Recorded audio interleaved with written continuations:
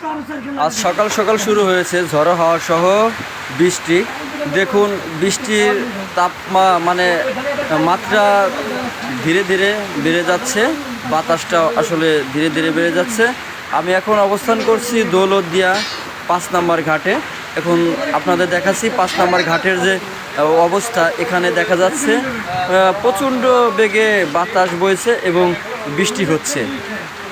চারদিকের অবস্থা একদম থমথমে, যে অন্যরকম একটা পরিবেশ সৃষ্টি হয়েছে।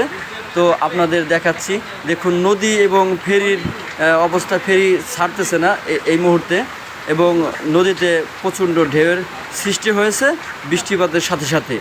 আপনাদের দেখাচ্ছি যে 5 নম্বর ঘাটের যে রোডের অবস্থা। এখানে দেখেন, আপনারা দেখতে পাচ্ছেন যে প্রচণ্ড বেগে যে বাতাসটা বইছে এবং বৃষ্টির কারণে সেটা আপনাদের আমি ভালো করে দেখাতে চেষ্টা করছি।